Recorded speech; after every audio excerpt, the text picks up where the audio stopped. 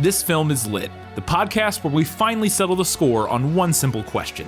Is the book really better than the movie? I'm Brian, and I have a film degree, so I watch the movie, but don't read the book. And I'm Katie. I have an English degree, so I do things the right way and read the book before we watch the movie. So prepare to be wowed by our expertise and charm as we dissect all of your favorite film adaptations and decide if the silver screen or the written word did it better. So turn it up, settle in, and get ready for spoilers, because this film is lit. Since the dawn of time, storytellers have enchanted audiences with their words. But there is an even rarer gift. There are those who, by reading out loud, can bring characters to life, out of books and into our world. It's Inkheart, and this film is lit.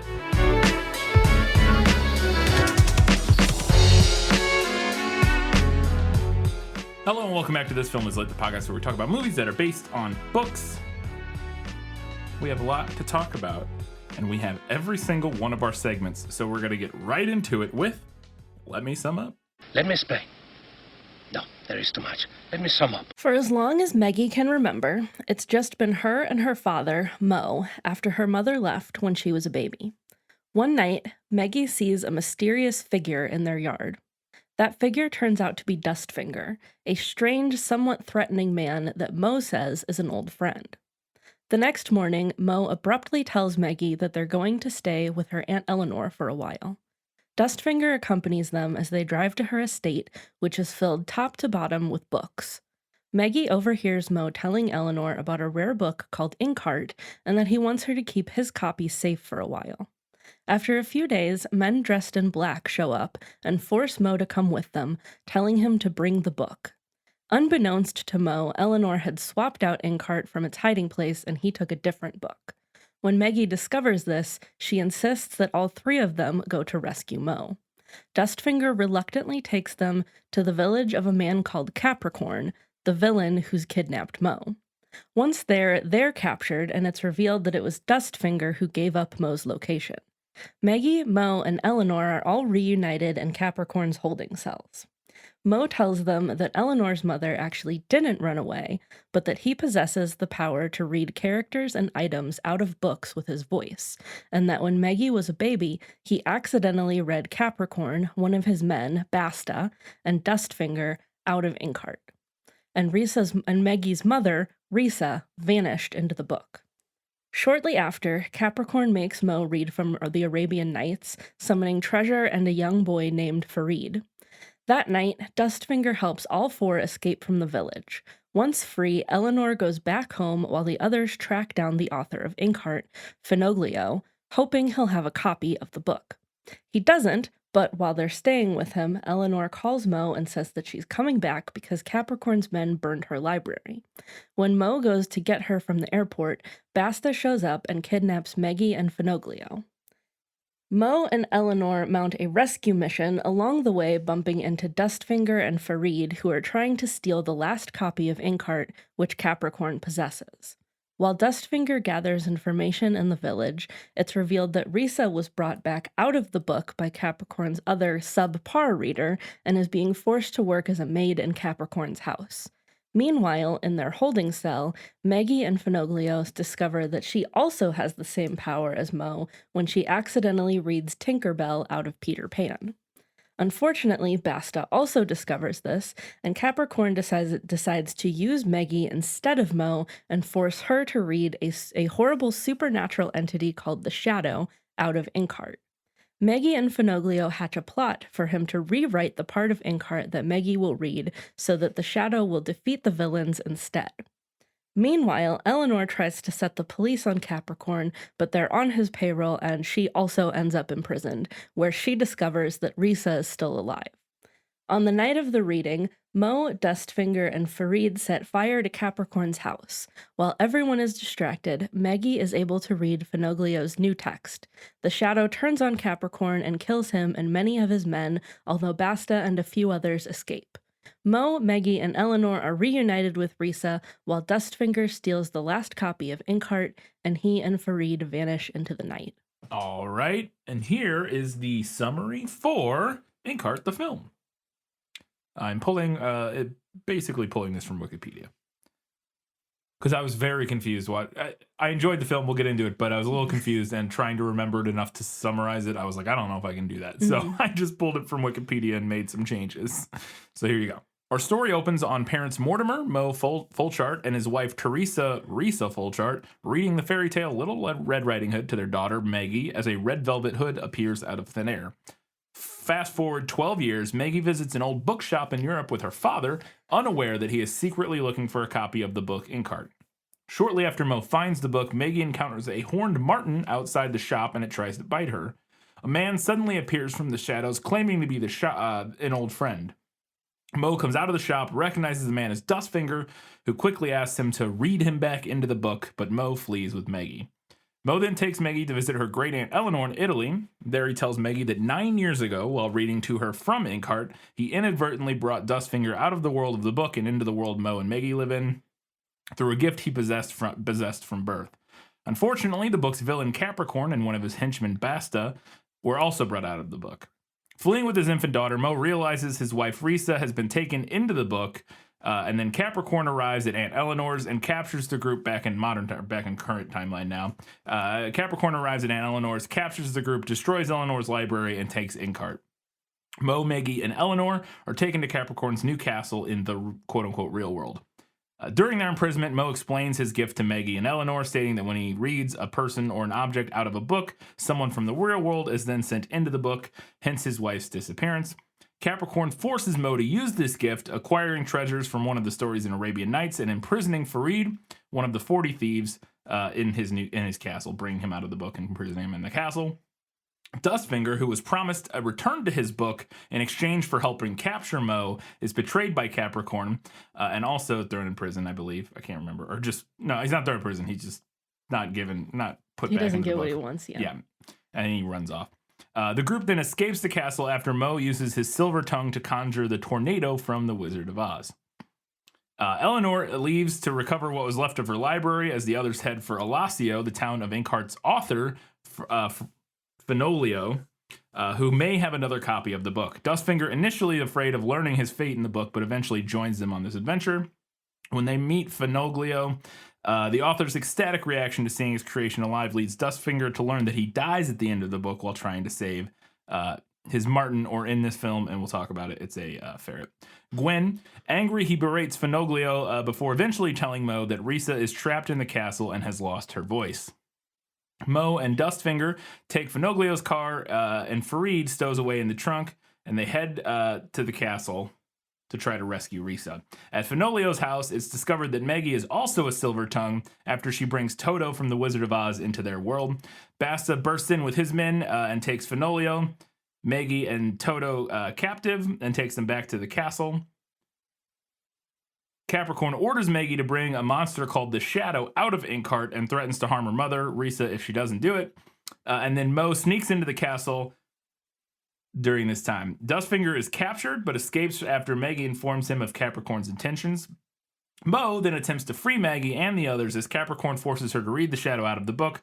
Dustfinger returns to the castle with Farid and sets it on fire. This distraction allows Fenolio to give Maggie a rewrite of part of Inkheart that he wrote to help Maggie stop Capricorn. As Eleanor arrives with the creatures Capricorn imprisoned, Maggie writes out the story on her arm, and as she reads out her creation, Capricorn turns into ash and the Shadow devours him. His henchmen vanish, the Shadow explodes, and all the creatures that had been pulled out of Inkheart are returned back to the book, including Toto. And not just from Inkheart, from other books and stuff like that. They're all returned back to their respective books. And then in addition, she gives Fenolio his wish to live in the world that he created, while also reuniting her and Mo with her mother and restoring her voice. Risa had lost her voice. I don't know if that was mentioned earlier. Dustfinger is also safely read back into Inkheart, where he is reunited with his wife Roxanne. And then in the real world, Farid is still sticking around and reveals that he kept Gwen, the ferret, with him. And this apparently allowed Dustfinger to avoid his own death. I missed this entirely. We'll have to talk about that. I don't remember that in the movie at all. I guess I don't know. I must have been taking a note or something because I don't remember that little plot point. And then as Mo and his family leave with Farid, Maggie agrees to teach Farid how to read, and he agrees to teach her how to use the dragon breath, the thing he learned from Dustfinger how to like shoot fire out of his mouth, and it's insinuated that they all live happily ever after. The end. Very confusing. We'll get into it. All right, we do have a Guess Who, so let's get right into that. Who are you? No one of consequence. I must know. Get used to disappointment. Okay. All right, we have 5 entries in Guess Who, and I think you're going to get them all. Okay. I believe in you. Sweet. He pushed his dripping hair back from his forehead. It reached almost to his shoulders. The stubble around his narrow-lipped mouth was gingery, like the fur of a stray cat. Ginger hair sprouted on his cheeks, too, sparse as a boy's first beard, but not long enough to hide 3 long, pale scars. They made his face look as if it had been smashed and stuck back together again. Well, that one is easy because the scars, that would be Dustfinger. Yeah, that's Dustfinger. He also does have long hair. Mm-hmm. And he's kind of gingery. I think He's like blonde. strawberry blonde. Yeah, strawberry blonde, maybe. Played by Paul Bettany. Paul Bettany in the film.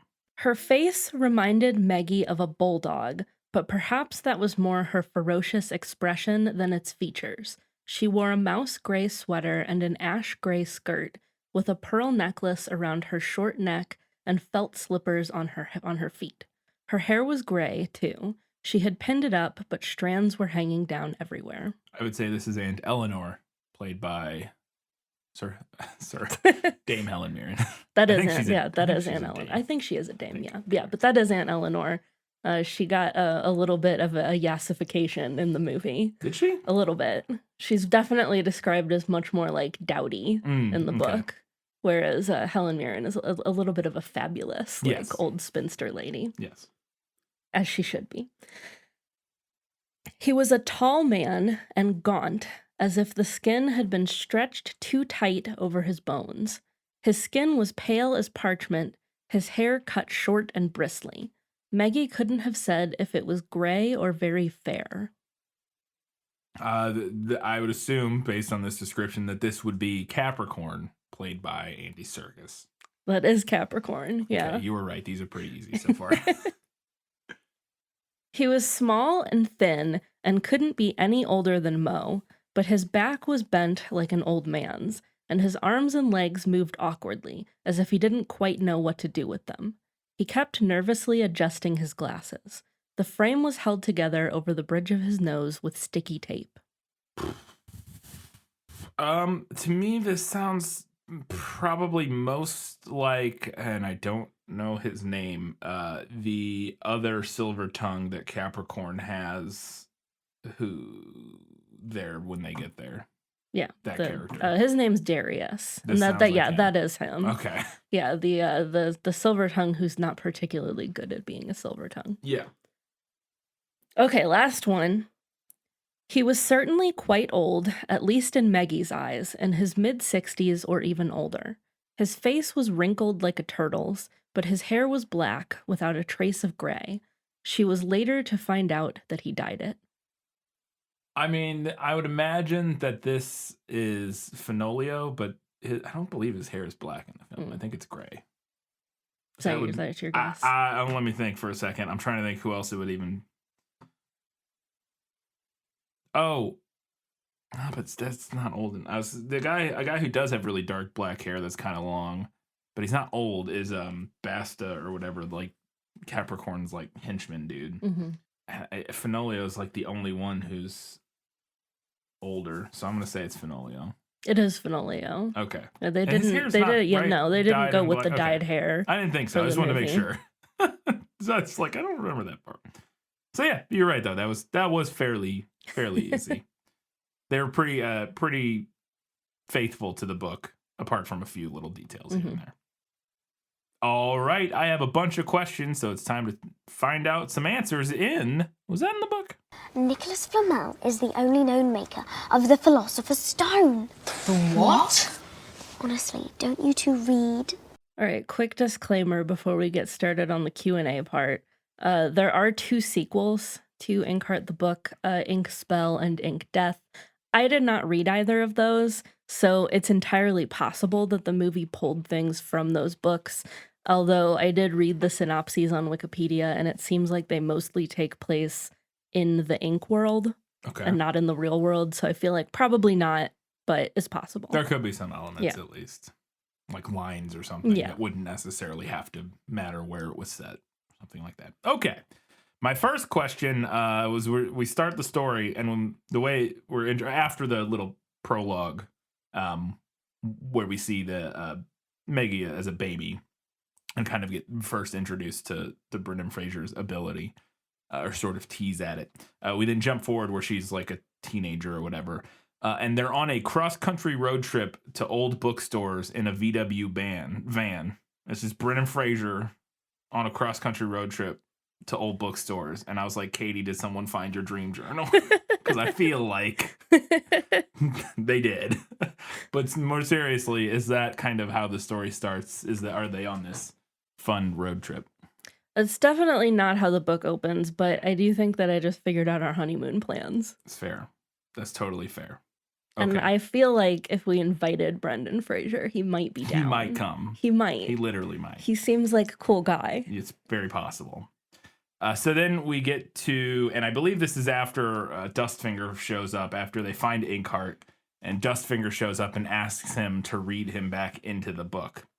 And Brendan Fraser has a line, Mo has a line where he says, I don't read aloud anymore. And I laughed, and I was like, okay, I kind of love this. I love that it's it's the classic, like, I don't do that thing anymore from every action movie where they go get the old retired badass. The grizzled old war vet. Yeah, who they need for one last mission. He's like, I don't do that kind of thing anymore. I don't read, but I love it. He's like, I don't read aloud anymore. It's just so ridiculous that it's delightful. And I wanted to know if that line came from the book. I don't remember it. You said you found a PDF. I found a PDF of the book, assuming it's an accurate PDF that did not include this line. Mm-hmm. And I tried different variations on it to see something similar, and I couldn't. I found a lot of discussions of him not reading aloud anymore, but never him saying, I don't read aloud anymore. Yeah, he does discuss it quite a bit in the book, but yeah, not that specific line. Yeah. So good movie ad there. Fun, ridiculous movie edition that I was a fan of. Speaking of another line that I thought was was a great line in the film is, and I don't remember who says this, it might be Eleanor. Or it might be, I don't remember who it is, but somebody says, the written word, it's a powerful thing. You have to be careful with it. Good line. I enjoyed it, and I wanted to know if it came from the book. Not that specific line, but there is a similar line from Finoglio. He says, I'm not talking about children's magic. I mean the magic of the written word. Nothing is more powerful for good or evil, I do assure you. Yeah. So a similar idea, kind of discussing the power of and the magic of writing. Yeah. But not quite the same line. So after we're jumping forward quite a bit here at this point. They're at Aunt Eleanor's, and as they're leaving, they get captured by Capricorn's men show up. I don't think Capricorn's there at the time. No. He might be, but for sure his men are, and they grab Mo and Eleanor and Maggie and Dustfinger, kind of. But it's revealed shortly after this that Dustfinger has sort of betrayed them and basically given up their position to Capricorn so that they can kidnap or get them. And we'll find out why here in a little bit. But as they're leaving, they like throw all of the books in a big fire and burn all of Aunt Eleanor's library. But as they're leaving, Dustfinger reaches into the fire because he's seemingly fireproof-ish. He's got sometimes. like fire powers. He has fire powers and sometimes seems to be fireproof and other times isn't. Something happens later where he is burned and is like surprised by it. And I don't remember the context of that. I think he says like somewhere in the movie that he's not as good at it in this world as he is. Oh, is like, that the idea? Yeah, I think that's the idea. Well, he does seem to grab this book out of the fire without much trouble. But he saves this copy of The Wizard of Oz that he had seen Maggie looking at. And it's our first inkling, because we're still a little unsure of Dustfinger's character. Like, is he a good guy? Is he a bad guy? What's going on with them? But he grabs this book for her. Which she refuses, and then I don't know if we ever see it again. It might be like that. Might be like they read out of the same. Well, they do. You're right. They read out of it later. You're right. But he does save it specifically for her, and it's again kind of our first inkling that he has a a good heart buried in there somewhere. It's that moment in the book because I enjoyed that in the film. No, it's not. But I did really like that moment. I liked kind of that moment of softness for him. So then after they are captured by Capricorn's men and they're taken to Capricorn's castle, I gotta say, I do not like that his name is Capricorn. I find that just like, I don't know, something about it I just find really like boring, maybe. Just that one name. Like all the other names are fine. Like just something about him just being Capricorn, just being like a goat man. He's goat. Yeah, I don't know. Goat. I'm not a fan of it. Anyways, just the name, like the character. But they take him to they throw him in prison in Capricorn's castle. And in this prison, as they're walking in, we see all these other magical creatures that that have been read out of other books. We see the crocodile or alligator, whichever. It's the crocodile from Peter Pan. Yeah. From Peter Pan, we see a unicorn. I don't know if it's implied from anything specific, but a unicorn. And then there's something. We see a minotaur. Yeah. We see some flying monkeys from the Wizard of Oz. From Wizard of Oz. And so a handful of things, but I thought that was fun. And I want to know if that came from the book, this idea of from different, like, sort of references to different classic books. No, not really. In the book, Capricorn doesn't care about bringing anything out of books except for, like, money and additional thugs sometimes. I will say that they don't ever explain why. Yeah. They would have brought these things out other than just, like, he's collecting cool magical creatures, which I guess you could get, but I don't know if the movie even goes into that. Like, if there's ever even a line about why he has this prison full of random magical creatures other than he's a bad guy. But that being said, I did think it was fun, and I enjoyed the little, literary references. I think it works in this kind of film. There's just like a fun little Easter eggy stuff that do kind of play a role later, kind of. So the whole premise of Mortimer reading and bringing things out of Inkheart and into the real world, and then that being the thing that sends how they lose their mom and her ending up in the book. I assume that seems like the main premise. I doubt they would change that, but I want to know if that's because this is the scene where he explains it all, and we get the backstory and everything. The flashback to when his wife and her mom got sucked into the book, Teresa. Is that the same kind of premise of what happened and what they're looking for? Yes, that is the central premise of the book. He can read people out. He read those 3 out. She went in. Okay. It's like the central And conflict. Is it the same idea where... and because I will say, at least in the movie, it seems to play kind of fast and loose with how this works, which is fine. But like... they make a point of saying like, oh, when you bring something out, something has to go in or whatever. But it also seems like that's not always necessarily the case, because like, at least trying to think of like, when they bring stuff out of like Arabian Nights or whatever, we don't see anything go in, do we? Or am I misremembering? We see that the one guy go in, yeah. What one guy? One of Capricorn's men. Oh, does he? Yeah, Okay. there's like somebody says like if he's here, meaning Fareed, then who left? And then we get a quick shot of like one of the guys in black, like in the middle of the desert with all the like 40 thieves. I must pointing. have been writing It's always a really quick scene. Yeah, I must have. Okay. So maybe they don't play as fast as loose as I thought. For some reason in my head, I was like, I don't know if they always follow through with that. But okay. But that's the same thing, like where something comes in and something goes out. Yeah, and I would say it's kind of similar-ish in the book, where the idea is that like something has to go in, but you don't know what it's going to be. Right. It's kind of like that. What's the term for it? Or at least a non-problematic term. Kind of like wishing on like a monkey's paw kind of deal, where it's like it's not even I can't think of the right term for it, but that's that idea of like when you have to give something up. You have to give something up and you don't necessarily know what it's going to be. And like sometimes, like most of the time in the book, they'll say like the thing that vanished, but every now and then they don't mention what thing vanished. Interesting. Okay. So all of Capricorn's men in this in the castle, all of his henchmen and stuff that are working for him, like his soldiers and whatnot, all have lines, seemingly text of some sort. We never get enough close-ups to be able to read it and really see what any of it is. I assume it's probably just random lines from Inkheart, if I had to guess. But they have these like lines of text like tattooed or apparently tattooed in random places on their body. And I wanted to know why, if that is in the book, why that happens and what's going on there. Because then in the movie, it seemed to then imply as we met the current Silver Tongue, what, Darius, he said his name was? Yeah. Darius, that he's pulling things out and has pulled all these henchmen out of Inkheart, but because of his speech impediment, it seems like he's not good at it, is what the implication I got. Or maybe he's just not, I don't know. And so they're coming through like they're coming out of the book not quite right. And I don't know.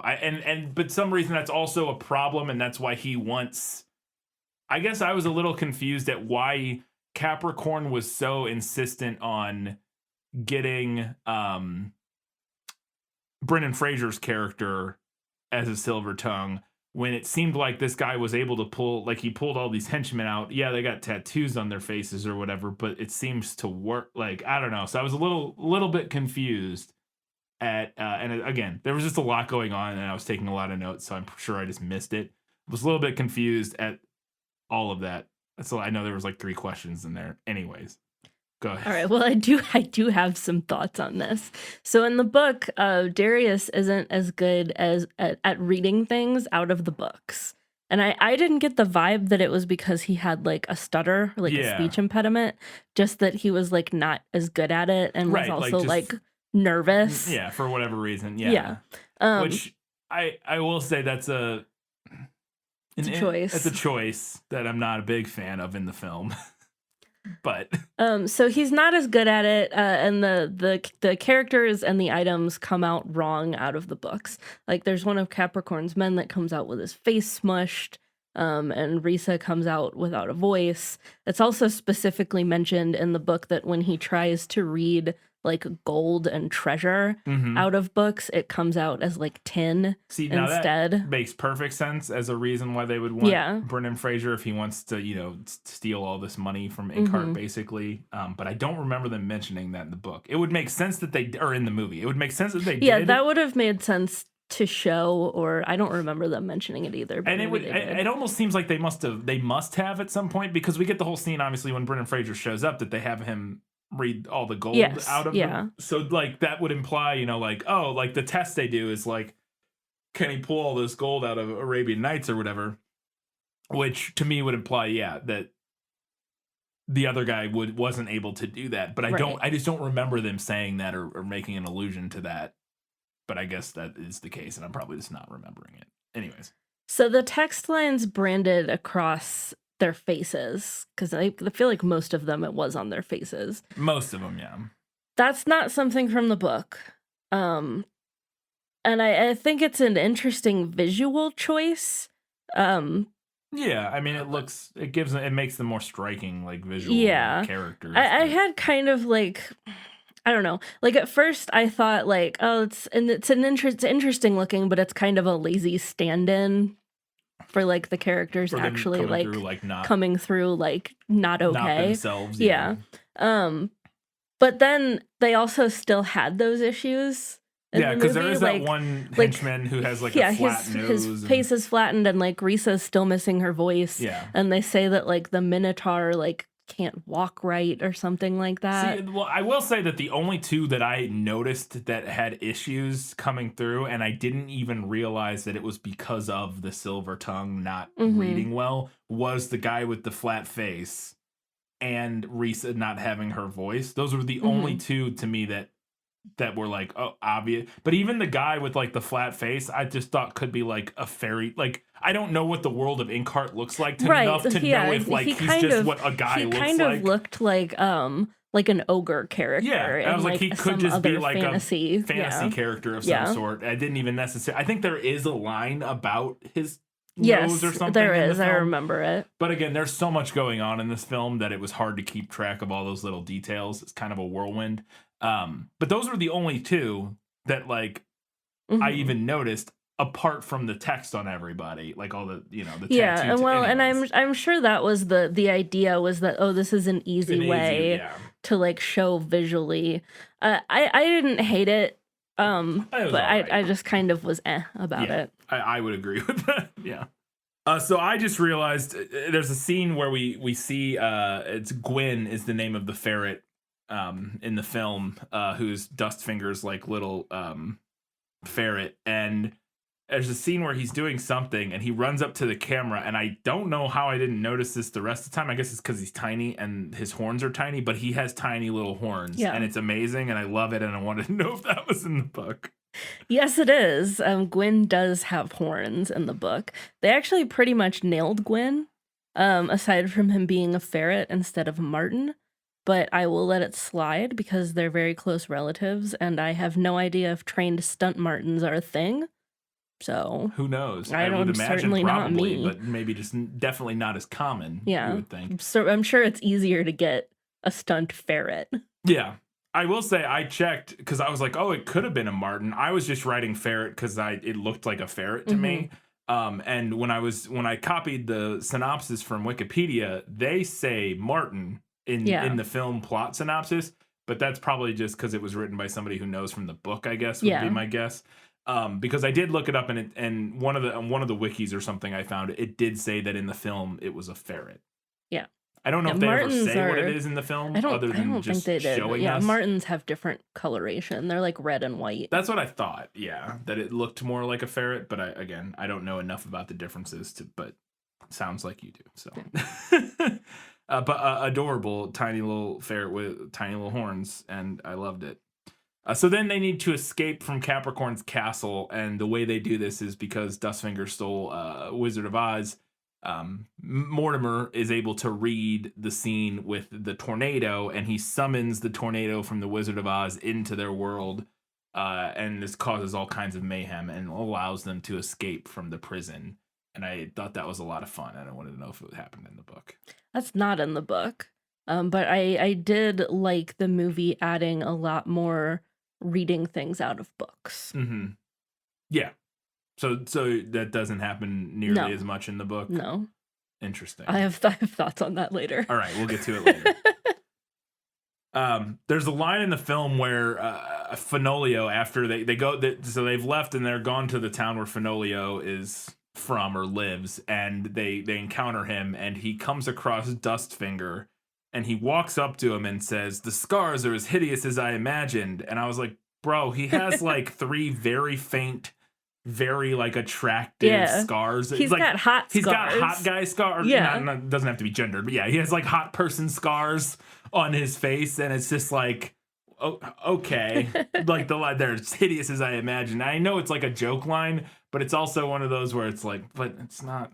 And it wouldn't be problematic either way, but it's particularly weird when they're not. I don't know. The whole thing was very. I was like, what? And I wanted to know if that line was in the book, and if in the book, as my guess was, maybe the scars are a little bit more gnarly than they are in the film, because you don't want to mess up Vision's face. I I didn't check for that line specifically because I didn't realize that's what you were asking. I wasn't particularly not that worried. I don't about the remember line it. itself. I don't remember it being in the book, but to the point. I mean, you already heard the book's description of Dustfinger. But yeah, this is a better in the book thing for me. Dustfinger's scars should have been way gnarlier. My man can barely enter a scene without a reference to his hideous scarred face. Do we ever find out where he got, like, what happened?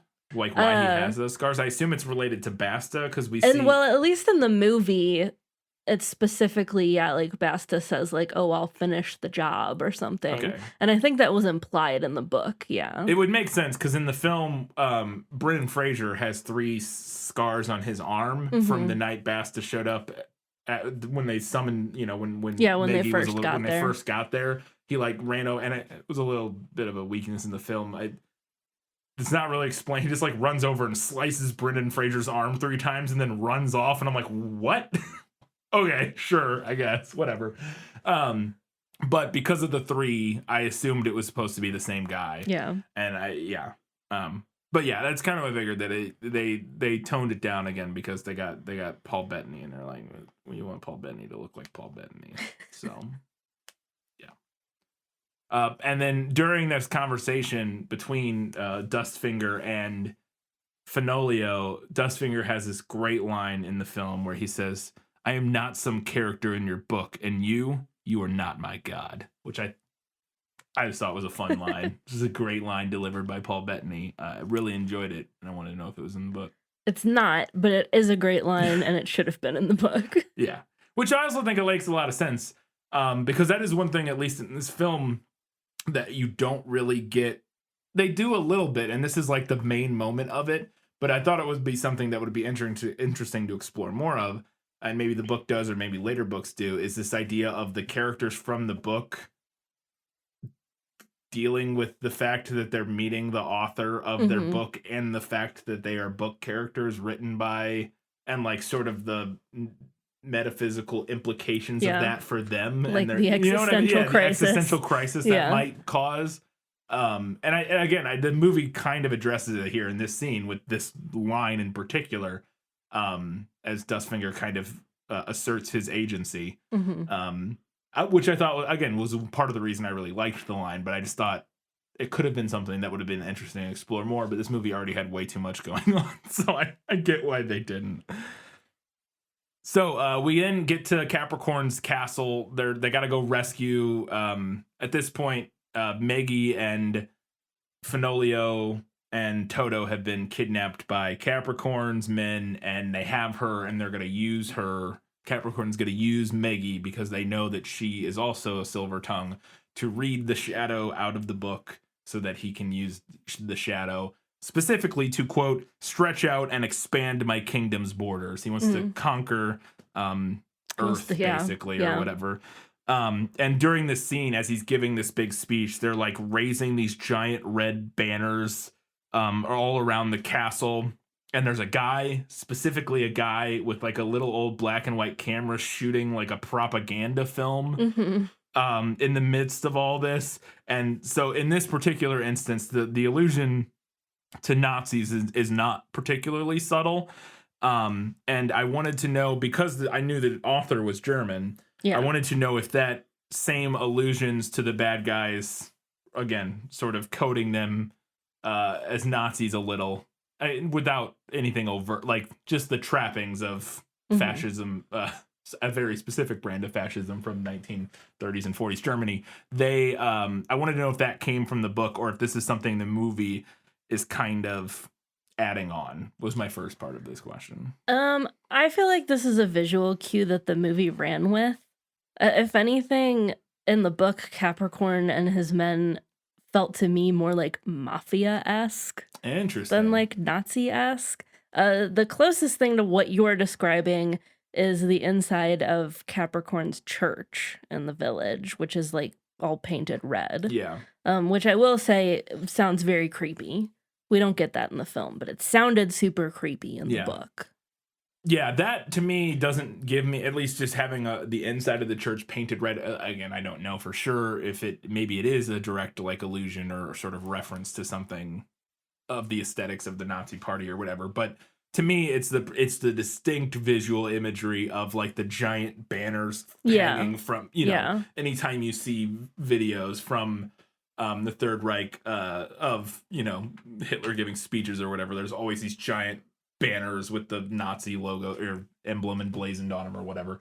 And it felt very clearly like they were evoking that without going so over the top that they have like, because sometimes like they don't have like a slightly different swastika on them, which is something that movies like that will tend to do.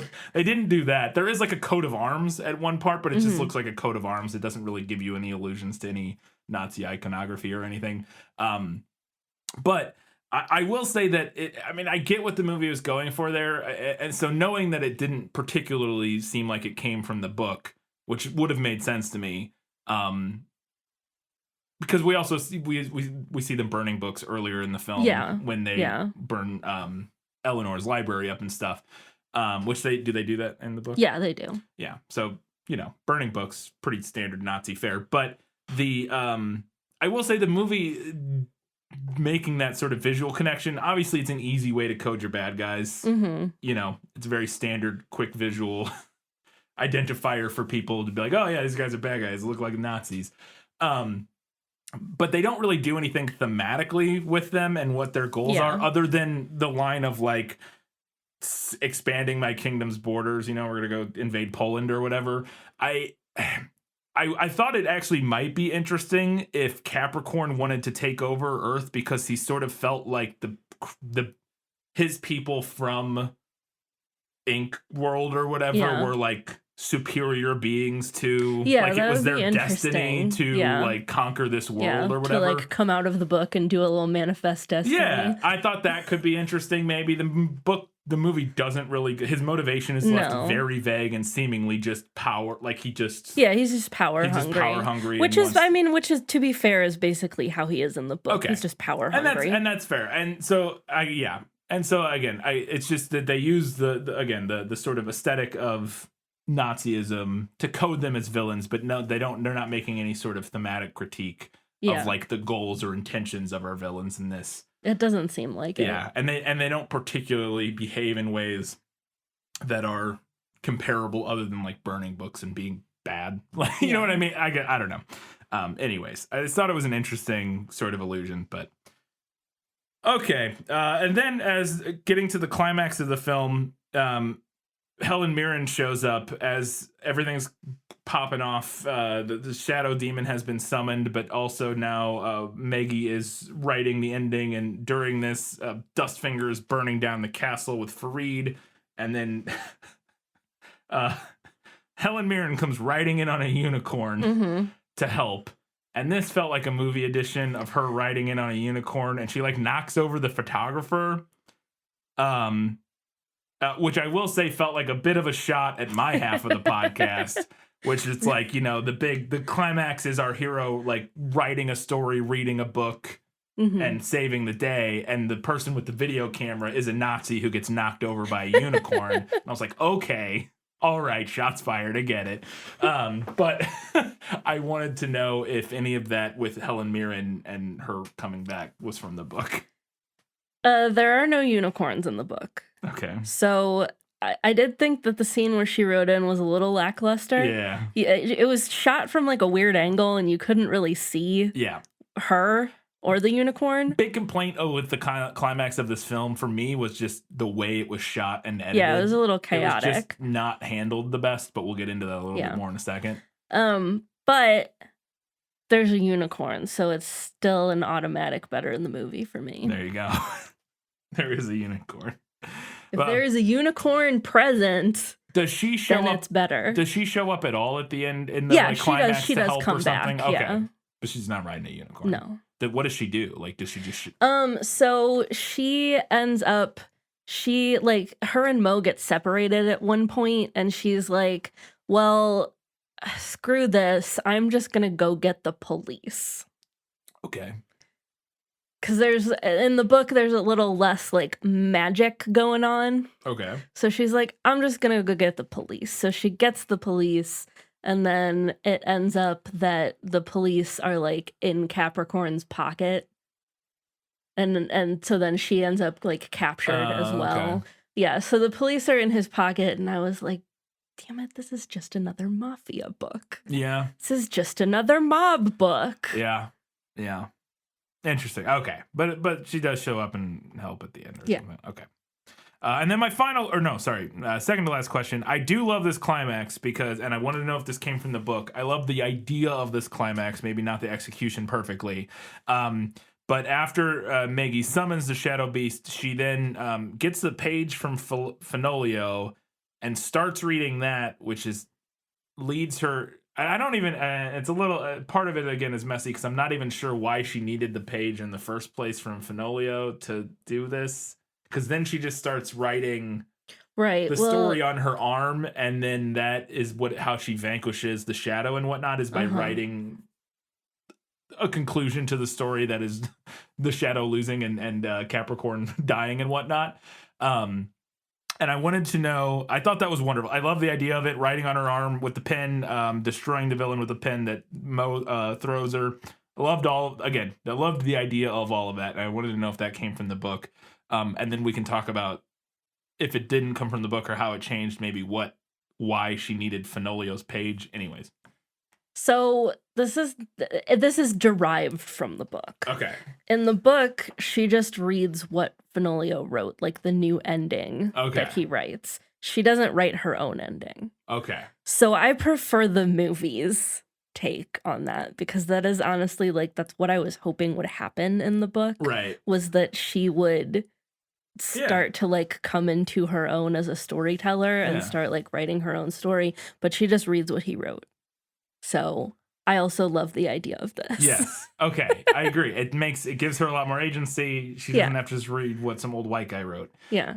Do you know, is it merely to be more referential to the ending of the book that she first starts reading something in the film? Fenolio like gives her a piece of paper that he wrote, like a page or something, and she starts reading that, but then branches off and starts writing.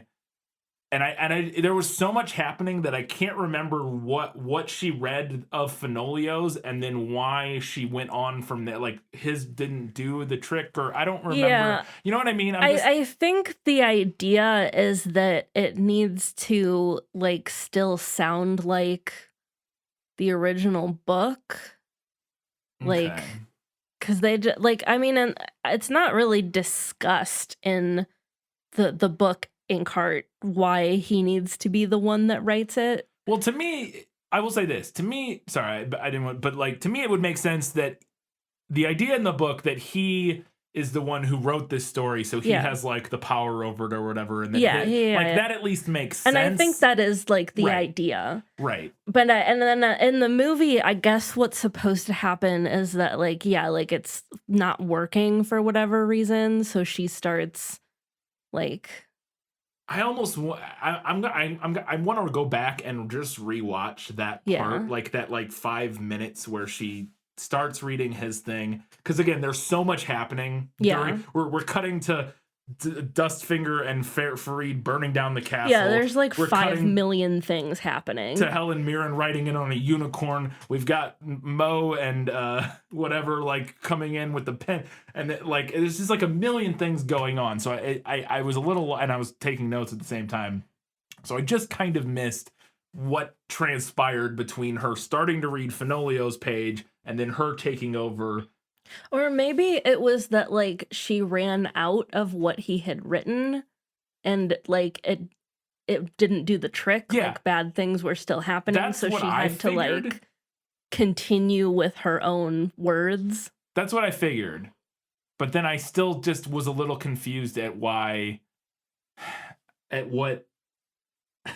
it still just feels messy. It's like, okay, so he wrote this different ending. And I guess the biggest problem is that we're just speculating without really having a very vivid memory of what happens in this scene, because, again, so much was going on. I'll revisit it. I'll watch it again before the prequel episode next time, and we'll see if we can parse what transpired there. So this is our promise. We'll look at it again before the prequel episode and discuss in the prequel if we can put together what was transpiring there. But it was just a little confusing to me. But it sounds to me, and it's probably why it's confusing is because they were trying to merge the book with a better version. Yeah. Like, again, the version where she writes the ending of the story is a better, more empowering, cooler version of the ending. Yeah. And so they wanted to do that, but they also wanted to somehow combine it with the book version. And so it kind of maybe just doesn't quite work. Maybe didn't quite mesh. Maybe it does work and we're just misremembering, but we'll have to come back to that one. And then my final question is that seemingly things are wrapped up, and Dustfinger's like, oh, he won't read me back into the book because he won't risk losing, his wife or his daughter or whatever again. So he just, Dustfinger and Farid are just gonna, like, go off and adventure together. And then that scene ends, and then it just cuts to, like, the road outside the city, and Brendan Fraser just comes jogging up, and it's like, hey, Dustfinger, I gotta read you back into the book, and then just does it. And I was like, wait, what? This felt like the most rewritey thing that I have ever seen, where they clearly wrote an entirely different ending, or not entirely different ending, but the Dustfinger's story ended entirely differently. And then at the last minute, they were like, well, we'll just add another scene where he does just read him back into the book. Because I feel like Brendan Fraser's not even wearing the same clothes that he was wearing in the previous. I don't remember. He's wearing like a cool guy jacket. It's all black now, and I thought he was wearing like normal, like not normal clothes, but just. Well, they weren't disguised as like Capricorn's men. Oh, I at guess the maybe end, he was. So In my head, he was wearing completely different clothes, but maybe not. But it was because it was just so disjointed and so clearly tacked on to just give Dustfinger like a quote unquote happy ending. And I wanted to know if that happened in the book at all like that, because I was like, what? All right, so I have to agree with your assessment that this felt like a rewrite. The book ends with Dustfinger and Farid having stolen the last copy of Inkheart. Which is how initially in the book, yeah. Like disappearing into the night. Which, movie, I mean, it's daytime in the movie, right. But like that's basically, like if it had stopped there with them walking off together, it would have been pretty much the same ending as the book. Mo reappearing and then reading Dustfinger back into the book definitely feels to me like they realized they weren't getting any sequels and decided to wrap up his story. That's so interesting, because how would you know you wouldn't be getting any sequels? They wouldn't. Or maybe it was a studio note, like we need a happy ending for this guy. Yeah, it's I don't possible. know. My other thought is that maybe they filmed. Maybe they had a studio note that we need, and they filmed that extra ending with the intention of maybe not using it. The thing that's wild to me is that they use both it almost feels like they shouldn't have included. And then it ends again. Yeah, like they shouldn't have included the previous scene where he's like, "Oh, he'll never read me back into the book. Oh, that's all right. We can go on adventure together, Farid," and they go to leave, and then it's like, why would you show us that? And then immediately 30 seconds later, completely like rewrite that. It just felt so strange.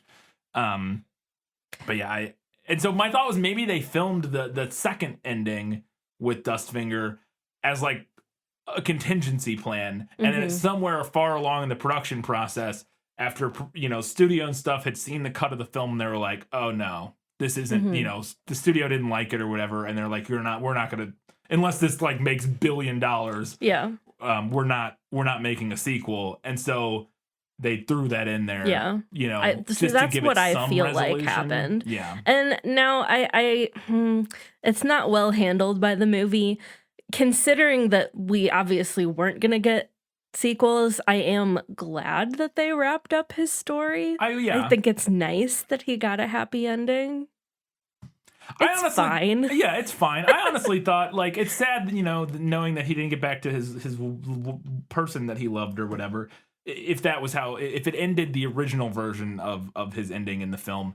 But it also wasn't like a bad ending. Like I thought there was like a hopeful, like fun, like him and Farid are gonna go on adventures together, and like I don't know, like one day he'll find somebody that can read and he'll go back. Like it was implied to me in the ending before the rewrite ending that he would eventually.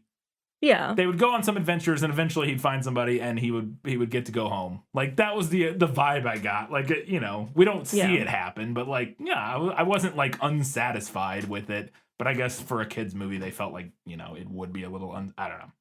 Anyways, that was a very weird, disjointed ending. But all right, I got a couple questions for Lost in Adaptation. Just show me the way to get out of here, and I'll be on my way. Is it lost? Yes, and I want to get unlost as soon as possible. This is a little one. It doesn't really matter, but there was a point in the film where I heard a guy say, "Welcome to," after they kidnap all of them from Aunt Eleanor's, and they take them to Capricorn's castle city thing. When they get there, one of the bad guys is like, "Welcome to something," and I couldn't hear what he said. And I didn't want to back it up, and I didn't know. I was like, I'll just ask because it's probably in the book. Is there a name for this Capricorn's Castle City thing in the book? It does. Again, it truly does not matter. There's not. In the book, they call it Capricorn's Village, and it's not a castle. There's no castle. Okay. And Dustfinger specifically says it doesn't have a name. So Okay. Well, I also did not catch what they called it. in maybe the movie. guy just said, maybe he didn't say a name. Maybe he said like, welcome to your doom or Welcome something. to hell. Yeah, or something like Yeah. that. Like maybe it was, but don't know. I thought he said like a name, but maybe not. It's I don't know. possible they just gave it a name, but Yeah. it doesn't have a name in the book. So Well, they never can't say help it you again there. because I kept listening. I was like, okay, maybe they'll say it again, and they never say it again. They always refer to it as like Capricorn's castle or whatever, and I was like, oh, okay, well, I guess it doesn't matter what the name is, but I just wanted. All right, fine. My other question for Lost in Adaptation is we get this scene with Basta where he comes down into the jail, I think, and I don't remember the whole context of what's going on, but they get in this conversation with them, and at one point, Dustfinger, I believe, steals a necklace from him. Yeah. That he's wearing that has like a little pouch, and he's like, give me my pouch back, and I need my pouch back, it's good luck or something. And I was like, okay. I mean, it didn't really matter, but I just wanted to know if the book expanded on it at all, because it was this thing, and I was like, I wonder if that's relevant or important or means anything. This is actually kind of a movie nailed it. Okay. Basta is really superstitious in the book. And it's something that comes up over and over again, and it's kind of like his like Achilles heel, like it's what eventually causes his kind of downfall, is how superstitious he is. And in the book, he wears a rabbit's foot around his neck. I'm guessing that the movie's version is meant to be like some kind of lucky charm or like herbs for a protection spell or something. Not sure why they changed it, but My only guess is they thought maybe like a rabbit's foot would be, which is a thing that people have. I don't know. My only thought would be like trying to keep like animal rights people from yelling at them about like a rabbit's foot as a thing. I mean, because that is something that I feel like would be recognizable as like a lucky charm, right? But yeah, maybe they didn't want. Maybe they. I mean, you would think that.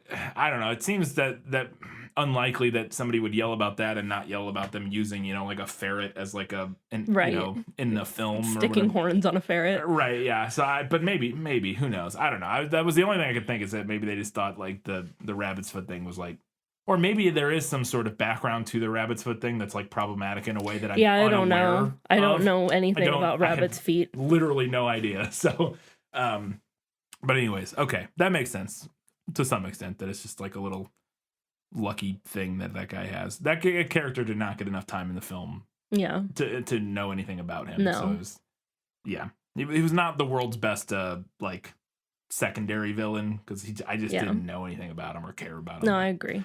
All right, it's time now to see what Katie thought was better in the book. You like to read? Oh, yes. I love to read. What do you like to read? Everything. All right. So I thought having Brendan Fraser read Red Riding Hood's cloak out of the book at the very beginning was fun. That was a movie change, but I really did not care for the movie's stuff coming out of the book effect that they did. Like what? In what? Where there was like a noise, and then like the image shifts. And I thought was it was okay. I didn't really care for it. That's fair. That's fine. It wasn't my favorite, I'll say that, but I thought it was like okay. Yeah. I didn't mind starting with a quick scene of them as a family, but I overall preferred how the book opens. It's a lot spookier and more mysterious right off the bat. The book opens with Maggie like reading in her bed late at night, and then she like looks out in the yard and sees Dustfinger just like standing in the yard. So it's kind of like creepy and like a spooky mystery right off the get-go. I have a lot of mixed feelings about Dustfinger's character in the movie. I did generally think that they went too hard setting him up as like a red herring villain at the beginning of the film. Yeah. Okay. I will say that I knew seemed very obvious to me from moment one that he was like not a villain, that he was just gonna be like, not a villain. We didn't know what his motivations were or whatever, or what was going on, but I was like, oh, maybe it's just because it's played by Paul Bettany, and I've never seen Paul Bettany play a villain. I'm sure he has, but I've never seen it. That's kind of the other thing too, is that I felt like they went really hard to it, like, oh, we're gonna do a red herring, and then it like still just didn't didn't kind of work. Yeah, I thought it worked for me. I will say, just having watched the movie, I thought introducing him as sort of this, and then revealing his motivation of why he like, double crossed them or whatever. I thought it kind of worked, but I don't have anything to compare it to. So it's mentioned briefly in the movie that Mo repairs books.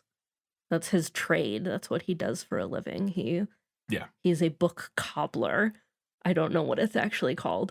I will say a bookbinder, I think is what they say. I will say that I didn't even realize that until I was doing my notes. I thought he was a book collector.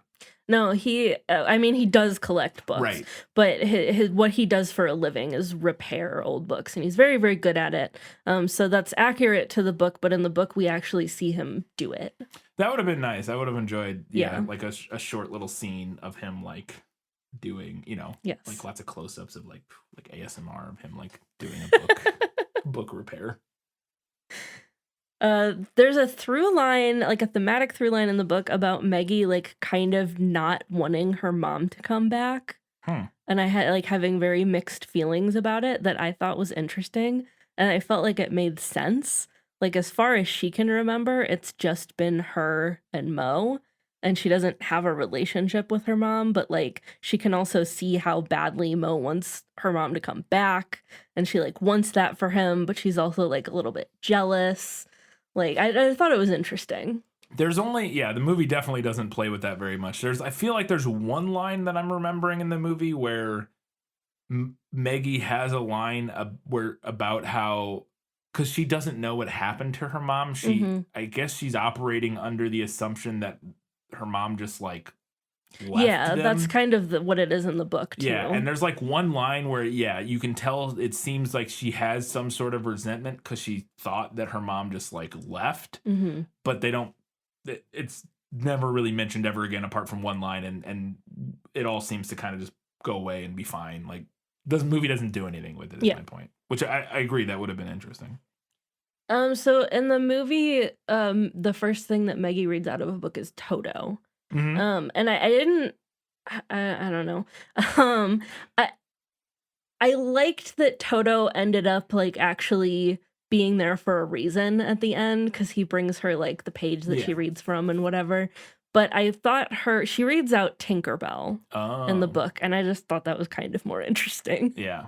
I would imagine there maybe was some licensing. That was my thought too. Yeah, potentially. Maybe. I feel like Tinkerbell's public domain though. Well, yeah. I mean, I feel like we're probably getting into like very specific like IP laws about like how you depict Tinkerbell, because they probably wouldn't be able to depict her as like blonde and wearing green. Yeah, that's probably, they would have to depict her very different than the Disney version, and then people would be like, well, that's not Tinkerbell. Yeah. Which I can see that. Whereas Toto, I guess either they had the rights because it's or no.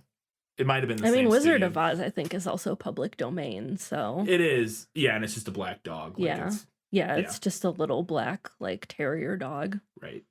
That probably makes the most sense, is that, they didn't even want to mess with the... Probably dealing not. with, like, Disney Probably and the licensing issues, so they were Who wants to mess with Disney licensing issues? Not me. Yeah.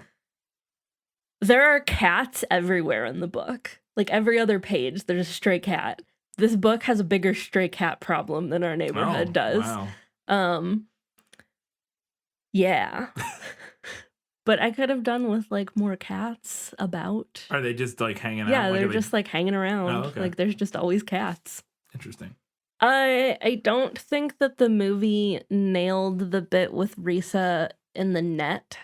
She was much higher up in the book. Oh, okay. And it seemed scarier. Right. Also, Dustfinger was in a net for a while too. Like they were both in nets. But yeah, she was just kind of hanging out at like face level in the movie. But like in the book, it's in the church, which is like a typical like kind of cathedral. Right. Like, and she's like way up in the ceiling, and then they like clunk clunk lower her down. Oh yeah, it's definitely creepier and more intimidating and like more villainous. The old lady who's with Capricorn, I don't think they did a good job with her character. Oh yeah, I didn't even know. Like she's in like 2 scenes. Yeah, her name is Mortola. They also call her the Magpie. because she's supposed to kind of look like a corvid type bird. Oh, okay. She's also Capricorn's mother. I had no idea. No, they don't mention it at all in the movie. No. But then in the movie, she was just like an old lady wearing a cheap Halloween costume. So like, yeah, she doesn't really. She just kind of does a couple things. Again, Yeah. I just thought she was just like a random. She was pretty, like, the last half of the book. I thought she was a pretty imposing. Like, she kind of usurps Basta as like the secondary villain in the last Interesting. half of the book. She's just there. In the Yeah, movie. it doesn't really matter, but it is kind of disappointing. When Maggie is imprisoned by Capricorn in the book, she and Mo are actually able to exchange a few notes. Gwyn runs some notes back and forth for them, and they write them in Elvish Oh, so that no one else can read them. there you go. Like Tolkien's Elvish. Yeah. Wow. Fenolio has a great line at the close to the end of the book when Maggie is telling him that what they need to do is write a new ending where the shadow like turns on Capricorn and kills him and his men. And Fenolio says, "I'm not a mass murderer, I'm a writer," which I felt like ran delightfully contrary to like internet tropes about writers. Yes. Yeah. Yeah. Absolutely. In the climax scene in the movie, they use like a spotlight, like a modern spotlight on her. And I get what they're doing because they're like combining like, oh, the fairy tale world and the real world. But I felt like it just accentuated the fact that it was a movie set. Yeah. It feels very much like a movie set. That big. Yeah, the big circular set piece, light. Yeah. Like yeah.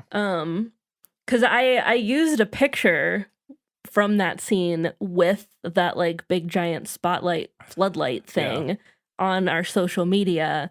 And I schedule all that stuff like way before we watch the movies. So I figured it was a behind the scenes photo. Yeah. But it was not. No. I also understood what the movie was going for by showing that Dustfinger taught Farid how to do dragon breath, like breathe fire out of his mouth, but I felt like it wasn't well set up. I agree. They talked about it once, and Dustfinger was like, "No, I'm not going to teach you that." Yeah. And then at the end, he just like knows how to do it. It was another one of those things that just got shortchanged, and there was so much going on. I mean, the book is not short, and they tried to include. It feels like they tried to include a little bit of everything. Yeah, for sure. And so everything got a little bit shortchanged, and that was definitely one of those plot lines where it's like their relationship. Even though I got the idea, didn't feel like it was developed in a way that I cared about at all, particularly. So, yeah. All right, time now to talk about what Katie thought was better in the movie. My life has taught me one lesson, Hugo, and not the one I thought it would. Happy endings only happen in the movies. Eleanor had a line that I loved in her first scene where she said, "I grew up without a mother, didn't do me any harm." And then we cut to Brendan Fraser, who's like, yeah, like, oh, okay. All right. Yeah, that was a good scene. I enjoyed that. So the book Inkheart, in the book Inkheart, is a little bit. It had like kind of a different feel. Like when Mo takes it to Eleanor, she's like super interested in it, because she's like a collector of rare books and whatever. And I kind of liked that the movie made it seem more like just an ordinary like pulpy paperback that you could find at like any used bookstore. Yeah, it doesn't seem particularly like, it doesn't look special. No, but yet like it is. Right. I liked how they did Capricorn's village. It looked like a movie set. I was fine with it. It's just like a little Italian village in the book that they like take over. So it's just like little cottages and stuff. There's no like castle. Yeah. It doesn't look like a ye old Renaissance Ren fair. Yeah. So I liked that. So it's specifically mentioned in the movie that Capricorn is a thug working for an evil duke. Yeah. Which was not what I got from the book. It was really? more like he was like the main villain in the book. Like in the book within the book. Yeah. He was the main villain. And at first I was like, why did they bother changing that? Yeah. But I thought that making him kind of unimportant in the Inkheart world was an easy way to explain why he wants to stay out of the book so bad. So I thought that made sense because he can grab up more power here. Yeah, I actually thought that in terms of that motivation for him, I thought worked really well because he does have a couple scenes where he talks about, he's like, I was never important there. Yeah. And I was, I was, Yeah, second he was in just command like a or whatever. toady Just or like, whatever, yeah. It's basically. like, but here I'm, He's top dog. Right, yeah. And so, yeah, it made perfect sense. Yeah, I thought that was a good, didn't know it was a change, but I thought that was a good motivation for his character. So the movie reveals far earlier in the story that her mother is there, that she's like in the real world in Capricorn's village. And I liked that. I thought it set up like more drawn out tension. I had no idea. I had a note later in Odds and Ends, but it makes sense to talk about it here because it's what this is about, where I was just like, oh, wait, what? Am I dumb? Did I not? Was I supposed to realize that was her? Because I did not at all until it's revealed later on. They got me on that one. I thought it was just some random person that Dustfinger knew or something. Which you had a question about it earlier that you skipped over. Oh, did I? And was that in the book? So I want to go back to that. Because I did want to talk about it. Because we do, in the book, find out that she's in the village and that Dustfinger knows her. And it's kind of implied. Oh, that's in when the book. That's where, so yeah, I'm sorry. Yeah. Because, like, in the movie, she shows him a drawing of Maggie and Mo. And he starts to, like, figure it out. Like, we see the moment that he realizes, Dustfinger does. And we see the moment that he starts to, like, realize, oh, that's who this is. But in the book, it's implied that he, like, kind of knows, like, knew the whole time. Interesting. That he's known her, but was kind of, like, avoiding thinking about it because it's also implied that he's kind of in love with her in the book. I will say that in their first scene in the movie together, I thought that was the case. I thought that he, like, was into her. And that was, like, more of his motivation for, like, one, not thinking too hard about it, and two, not saying anything. Right. But I generally did prefer the movie's take of giving him, like, a love interest back home that he's trying to get back to, and having him, like, start to do the right thing, but then getting scared that Mo won't try to read him back into the book if he already has Risa back. Yeah. Interesting. Yeah. Like I said, I think that makes sense. I did, like, get the vibe that he was into that character when she first shows up. And I did not, like I said, I did not at all realize who she was or was supposed to be until, and to be fair, we only see the mom for like a few seconds and like very briefly in certain scenes. And when we see her in the before she gets taken into Inkheart, we only see her like a couple very brief times. And then once we see the Risa character in Capricorn's village, the first time we see her, she has like a big thing wrapped around her head. Yeah, she has like a headdress head on. Thing. And she also has like a tattoo on her face from the book. Text from the book or whatever. And so like she looks pretty different. And then later when she doesn't have the head thing on anymore, she just has like very short hair. And so yeah, I was very like, oh, was I supposed to put that together? I wasn't sure if I was supposed to put that together, but I did not. So they worked. They got me. Dustfinger also has a line to her that I liked, and I don't remember what the context was, like what she did that made him say this. But he says, like, it's because of how I'm written, isn't it? It gave me, like, I'm not bad, I'm just drawn that way vibes. Right. Yeah. I thought that Darius taking care of all of the book creatures that Capricorn has imprisoned was very sweet. We don't really interact with him a ton in the book, so I thought that was nice to give him like a little bit more of something to do, some more character traits other than just being bad at being a silver tongue. I also really liked Finoglio's line when he's about to meet Dustfinger. He goes, "This must be what it feels like to give birth." Yeah, this is funny. I chuckled out loud at that one. I liked that the movie gave Risa like a talent for drawing. Like, and that's what she does to like communicate without her voice. She writes notes in the book, which is also fine, but I thought that having her draw was something just different. Yeah. and interesting. Eleanor deciding to mount a rescue mission on her own was a nice expansion on something that I hoped would pan out more in the book. Because like I said, she does like go to get the police. Yeah. And like I was hoping in the book before she was like, I'm gonna go get the police. I was like, oh, let Eleanor be the hero. Let her save the day. Let her do the thing. And then the book didn't really do that. So I thought the movie did what I was hoping that the book would do in that moment. I liked Capricorn not being able to pull the sword out of the stone. I was hoping it would come back later and somebody else would be able to pull the sword out of the stone. I totally felt like it was Brendan Fraser or somebody, or Maggie even, somebody. But I did like that he couldn't pull it out of the stone. Yeah. I definitely thought it was going to come back, and then it didn't. I was like, okay. Capricorn also never makes the connection in the book that Risa is Maggie's mother. So I thought him like realizing that and like that he can use her to coerce Maggie was interesting. How does he coerce Maggie by threatening like Mo or something, or like in the book? How does he get her to do it? Because I think he has Eleanor at that point. Yeah, somebody else basically. Yeah, somebody else. Okay.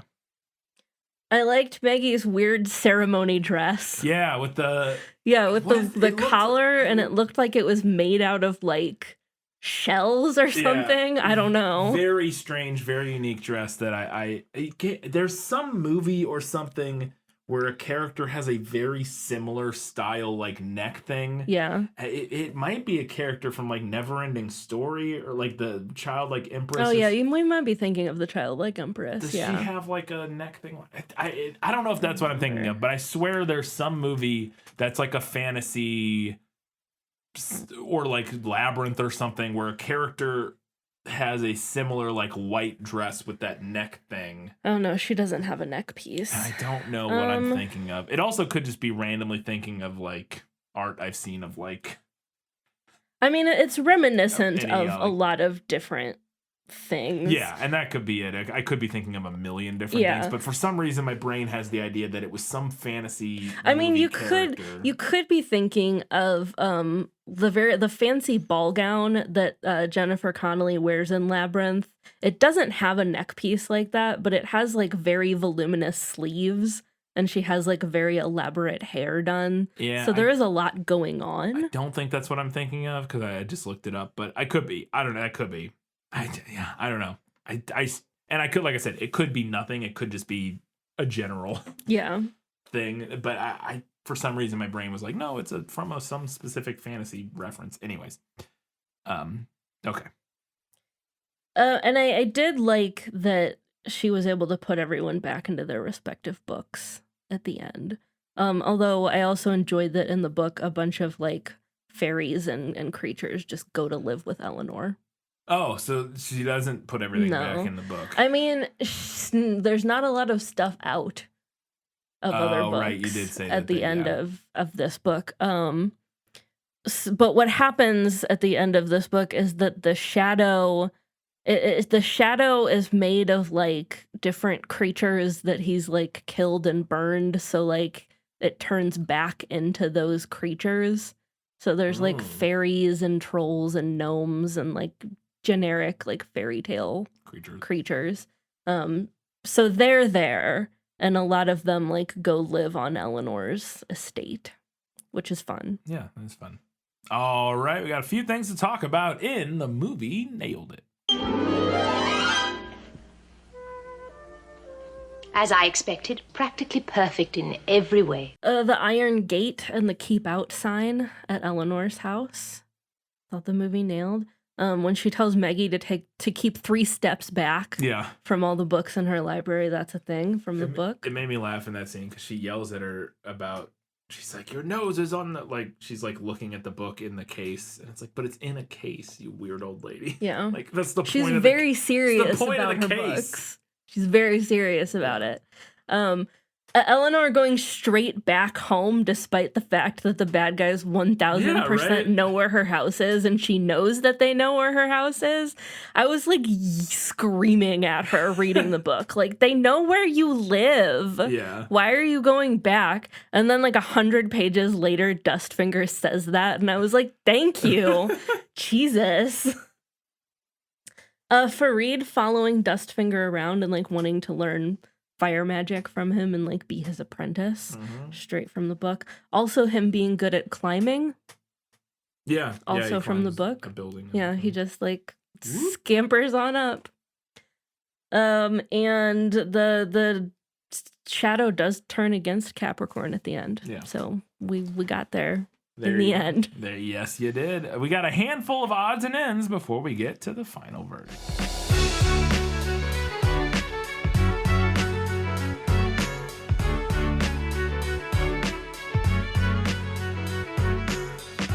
When we first see Meg, when she's older, in the film, Maggie, I was convinced it was Emma Roberts. She looks so much like Emma Roberts to me, it was wild, but it apparently is not. No. I can't remember this actress. I know, it's an actress I had never heard of. I don't know she's if been in some other stuff, but yeah, she's not like she's not as famous as like Brendan Fraser or Right. Helen Mirren. I did think that they did a good job of casting mother and daughter for this. Oh yeah, they do look very much related. alike. Yeah, absolutely.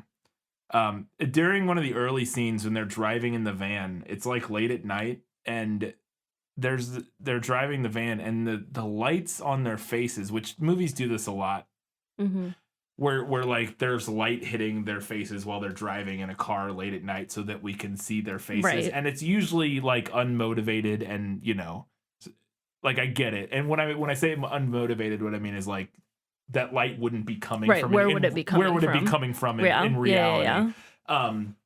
But in this movie, it's particularly that scene. It's so bright. Like usually, like when you see that, they at least try to make it faint enough that you're like, oh, it's the dials, or like, or it's light reflecting off the street or something. Like again, it's all still not what it would look like. But in this one, it's just like they have like a giant light sitting right on the dashboard, hitting them in the face, and I'm just like, overall, this movie looks fine, like relatively speaking. Some of the CG is okay, and I'm not the biggest fan of like the shots in general. In terms of like, I think they could have done cooler stuff, particularly at the end of the film, in terms of how it was shot.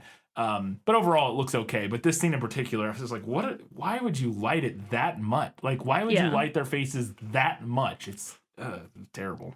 So this is not to shade Paul Bettany. I think he did a very good job. But the whole time I was reading the book, pretty much every line that Dustfinger said, I imagined the guy who played Floki in Vikings. One of the Skarsgårds, Gustav Skarsgård, I believe is his name. Dustfinger, it's major morally gray trickster energy. Yeah. And I thought the movie, I thought first went really hard trying to do a red herring and then immediately softened him up a lot. Yeah. But in the book, he more consistently rides the chaotic, good, true, neutral line. Yeah. I agree. I think that just looking at the character and what I imagine they were going for, I can see somebody like Gustav. Skarsgård being great for that role. I think he would be really good. Potentially better than, I can see why they cast Paul Bettany. Yeah. Coming off of his Chaucer role. Yes. And that sort of, I get why they cast him, but I agree that, and I don't know how at this point, Gustav Skarsgård probably wasn't much of a name because this is before Vikings, I think. Yeah. Which was his big sort of breakout role. And he's still not in tons of stuff, but he was in that one show that we liked the first season of, and then it got canceled, Cursed on Netflix. The one with the girl who with a King Arthur retelling or whatever, right? Isn't that a King Arthur? Well, it's not. Yeah, kind of, yeah. Anyways, that was an interesting. Yeah, that guy canceled after, but he plays Merlin in that. Yeah, I think, right? I think so. I think it's Merlin. I can't remember. Boy, I had to dredge that up from the bowels of my memory. We watched it when it came out, and then it got canceled, so we've never rewatched it or anything. And but anyways, I think he would have been perfect. So we mentioned in the prequel that there's a Easter egg that at one point while they're at Eleanor's, you see Brendan Fraser on the desk next to him. There's a toolkit, and that is supposedly the toolkit that Rick gives Evie in The Mummy. Mm-hmm. You only see it very briefly, and it's hard to tell because, again, we don't even see the whole thing. You see, like, the corner of it kind of sticking into the shot. Yeah. It could be, but also I was like, this was an IMDb trivia fact, so it could be complete nonsense. Right. Because I was like, I don't know if that's the same. I've seen The Mummy a lot of times, and I wasn't immediately Is that The Mummy or is that The Mummy Returns? No, it's The Mummy where he gives her the... Okay. Because it's when they get... I think it's when they're on the boat. He steals it from one of the Americans. Well, we are going to be watching The Mummy soon. Yeah, we'll be watching it soon, so we'll try to keep an eye out. And it could be. To look. It could be. You actually don't see the toolkit a ton in the movie. Mm-hmm. Again, he gives it to her at one point, like when they're on the boat, and he's like, stole it from one of the Americans or whatever, or one of the other Americans.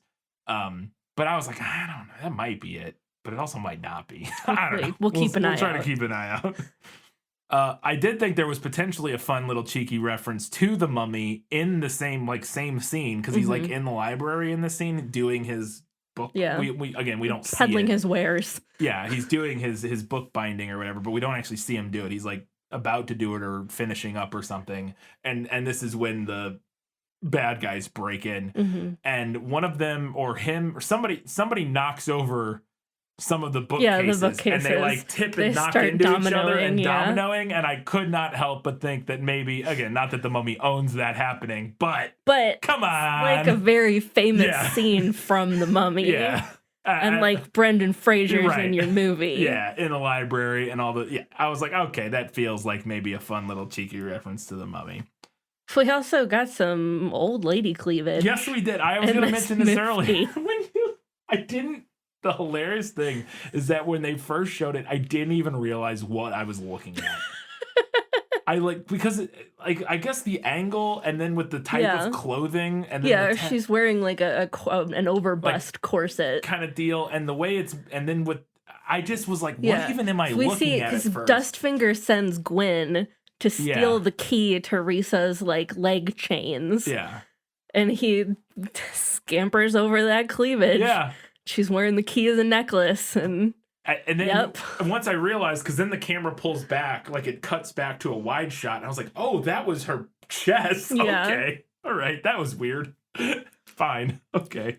Speaking of, though, he takes her the key then, and she's in the kitchen, and she like holds the key up in the air, and there's another serving wench over at the sink who very clearly sees her hold the key up. Yeah. Is like looking over, and I thought that was going to come back, but it doesn't. It does not, no.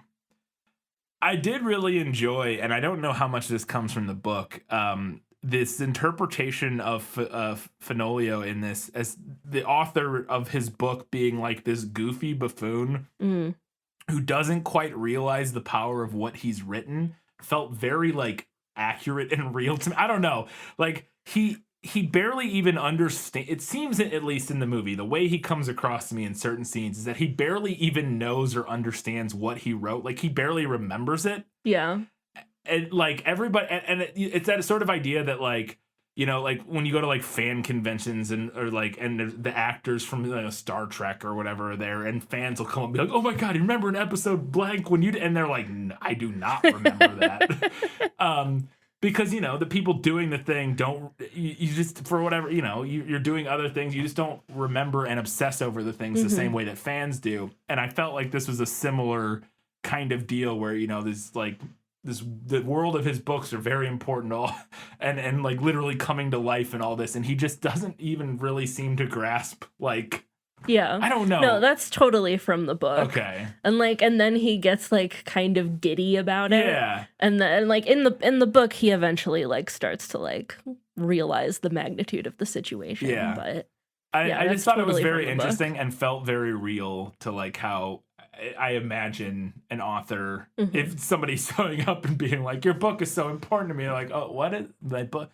Oh yeah, that thing. Like, I don't know. It just, I liked it. So we had a whole conversation in the middle of this movie when they introduce Farid. Yeah. And I was like, is that a white guy? It's not a white guy, but it's also maybe not. I don't know. I'm not the arbiter of who's white and who's not, so I don't know. But the accent, the accent they had, the accent fairly problematic. Felt a little problematic. At least they didn't make him wear Spirit Halloween Genie Boy costume for the entire movie. Yes, very luckily, because you could see that. The actor's name who plays Farid in the film, hold on, I'm trying to find him, Rafi Gavron, and he's English. I did a little bit of research. His like mom's English and his dad's American or something like that, or Canadian. But at some point he does, like very recently back, he has descendants from like the Palestine Israel area. Yeah. And he is Jewish and has Jewish ancestry. And so I don't know. I don't know. That's all way too complicated for me to try to like. It's too complicated. It did come across to my very white Western eyes as like, this seems like a white guy playing a Middle Eastern character in a slightly problematic way. I don't know enough about the character or the actor's background and stuff to make that judgment, but it felt weird. I'll just say that. Though. Yeah. The accent. Yeah. Yeah. I liked that this movie made Brendan Fraser not such an action hero. Oh, yes. Yes, like, I had the same It note, totally makes sense for his character, and it's like a fun departure from his best-known roles. Oh, yeah. I that was my note, was that, 2008 Brendan Fraser is kind of perfect for this role compared to, like, 1999 Brendan Fraser. Yeah. Like, he's got really good goofy dad energy in this film, and a lot less of the debonair sex icon energy that he had in, like, The Mummy and George of the Jungle and stuff like that. And I don't mean that, like, as a negative. Like, he would look... And I do love that the movie doesn't ever, which I assume the book is the same, he's never an action hero in the movie, in fact, he's quite the opposite. Like that scene where Farid climbs up on the roof and they get up on the roof and he's like falling over and he almost slides off the roof because he's just like a clumsy book collector. He's like a dad who likes to sit around and read. Yeah, I did like that the movie resisted the urge to be like, but he's Rick O'Connell. We gotta have him do Rick O'Connell things, because that's like you said, like pulling the sword out of the stone. Because I'm like, I've seen a guy use a sword pretty well in a movie before, but I'm glad that they didn't do that, because again, it wouldn't have made sense for his character. And I'm glad they fought the urge to make Rick O'Connell show up in this film. So I just have this note that I probably wrote this during the climax of this movie. This is not a great movie, but it's trying so hard to do the thing that it's cute. Yes, that was my exact take on the film.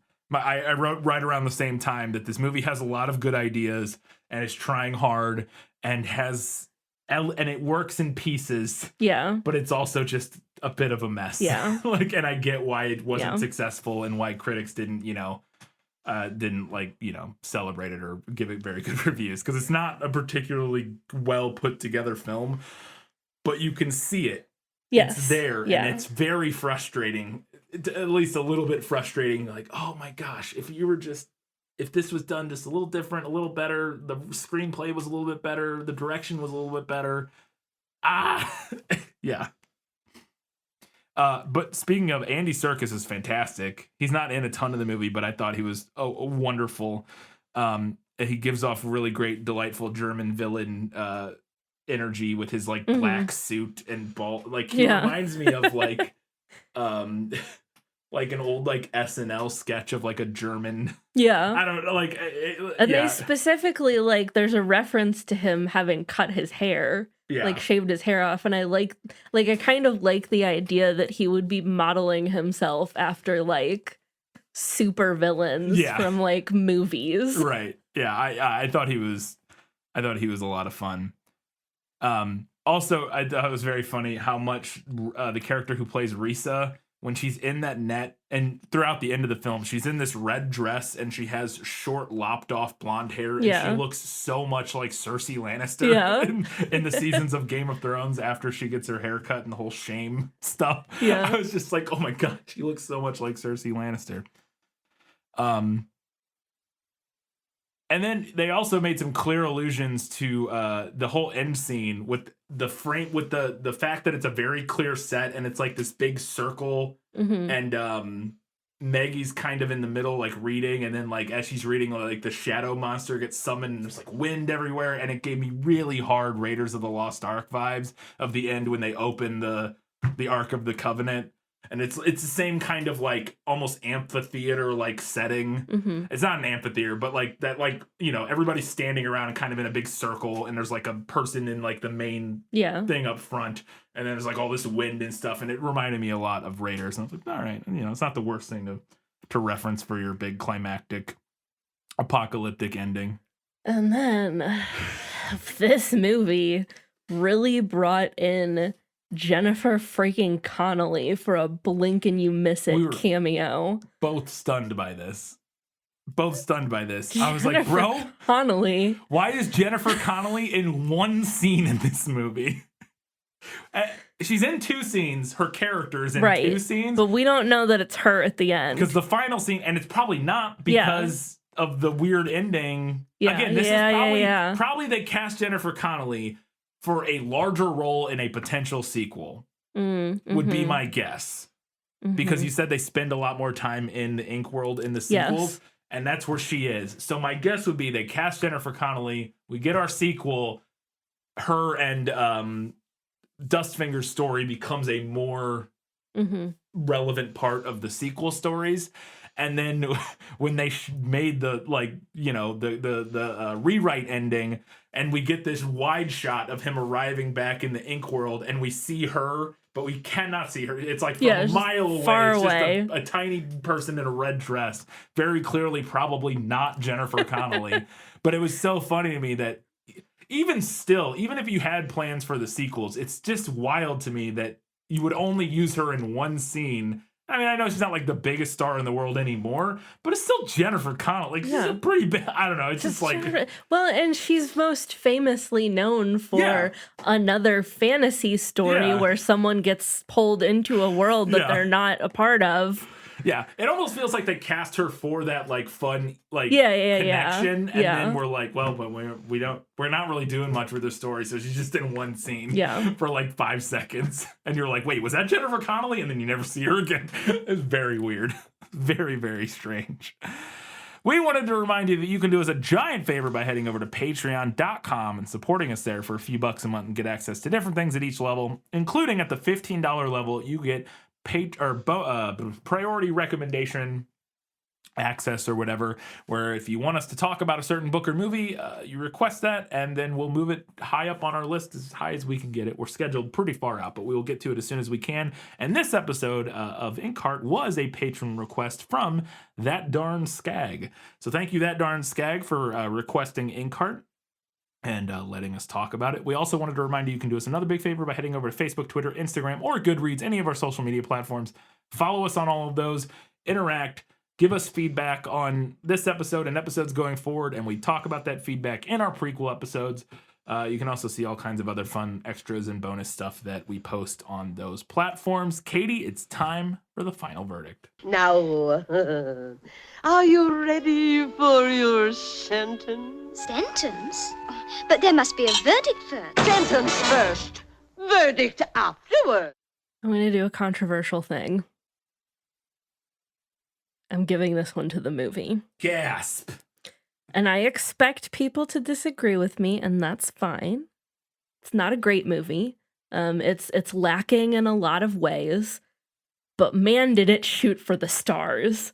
I don't know if I've ever seen a movie try so hard, and it just couldn't quite get there. I think this movie also suffered from coming out right on the heels of heavyweight fantasy adaptations with enormous budgets, Harry Potter, Lord of the Rings, even the Chronicles of Narnia. Without the same kind of resources and talent, Inkheart was always going to feel kind of flimsy and cheap in comparison. But I still think that this was a movie with a lot of good ideas that just couldn't pull it off quite to the level they wanted to. And please understand, I did enjoy the book. This was a reread for me, something that I read so long ago, I barely remembered anything about it. But there was a lot that I liked about it. And it's definitely like technically a better put together story.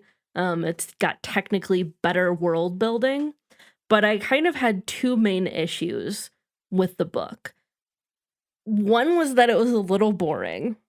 A lot of it was just the characters going back and forth to and from Capricorn's village. A lot of walking in this book. My other and kind of more main issue is that for a book whose central premise is people being able to read things out of other books, not a lot of that happens. Farid and some treasure comes out of the Arabian Nights, and Tinkerbell comes out of Peter Pan, but that's kind of it. The movie leans way more into that premise, giving us a lot of familiar cultural hallmarks in the process. And I can see where someone might watch the movie and think that comes off as like pandering or even cringy, especially in the era of bloated cinematic universes. But like, the premise is that things are coming out of beloved books. Of course, I want to see familiar characters and items. That's the point. This is an interesting case to me because while I could see someone reading the book and being disappointed with the movie, I can very equally see someone watching the movie and then being disappointed with the book. And I find that incredibly fascinating. I think that's probably the first time we've had that particular distinction. Overall, the book and the movie are incredibly different while somehow also being very similar. But the movie's enthusiastic willingness to throw itself wholeheartedly into the central premise got me. And for that reason, I'm giving this one to the movie. All right. Say what ye will. Controversy is started. Let us know what you thought. I mean, I was say that I don't know. I'd be interested to see how popular this book is amongst like our I'm listeners interested to see how much feedback we get because it was something that I had never even heard of. I don't think if I had, it didn't stick in my brain. It had like a brief flare of popularity right around when it came out, which, like I said in the prequel, was right in the heyday of Harry Potter. Yeah, like smack in the the middle of that. 2003. Yeah. Whatever, yeah. And then I think it just kind of like flared back out again. Right. Interesting. The other thing you didn't mention that I think was another that you mentioned earlier, but not in the end here, is the change to the end was a thing that you really liked with giving for sure. Maggie, yeah, giving Maggie that agency and allowing her to be like the one who, I mean, I know she's the one reading in the book, right. So like it is her power, but also like allowing her to be the one who rewrites the story, I think is a really powerful idea. Yeah, I agree. That was the thing that really struck me in the film as really cool. And the fact that that's a movie edition, I think is a cool thing. All right, Katie, what's up next? Up next, we will be talking about The Jungle Book. Book by Rudyard Kipling in the 1967 Disney film. Dang it. I was hoping we were watching the 1990 something live action. There are a couple adaptations of this. I loved that one as a kid. This is also a patron request, and that patron did specifically ask for the Disney version, which I think is probably the most well-known. Definitely, I would say is the most well-known. Like I said, I just remember watching, there's one from the 90s or something. Yes. Yeah. I know what you're talking about. And where I think he's older. Like maybe a little bit. By like the end of the story, I think he's like a teenager. I could be wrong. Yeah. There's that one, and then the Disney did like a live action version of it a couple years ago. Yeah, like very recently. Yeah. Yeah, I didn't even see that one. Don't care. I haven't seen almost any of the live action Disney. I don't care. I legitimately think the only live action Disney remake I've seen is Beauty and the Beast that we watched for We saw Cinderella. Cinderella. I don't even think of that one. I guess that does count. I've seen Maleficent, but I think that's. But Maleficent isn't a live action remake, is it? It's a completely different. It's the same story, but right, it's like but it's from like a different perspective. So it's not a shot for shot remake like a lot of their other ones are. Yeah. Yeah. Well, not that they're necessarily shot. Anyways, they're not shot for shot remakes, but they're telling the same story from the same perspective. They're basically shot for shot. And some of them are basically shot for shot remakes, but Maleficent is like at least it's a little spin. different. It's a slightly different it's a spin. take on it. But anyways, none of that matters. Not even a little bit. All right, but yeah, the Jungle Book. We'll be talking about that in a couple weeks. And in 1 week's time, we're going to come back and discuss what everybody had to say about Inkheart and preview the Jungle Book and do some other stuff. And so until that time, guys, gals, non-binary pals, and everybody else, keep reading books, keep watching movies, and keep being awesome.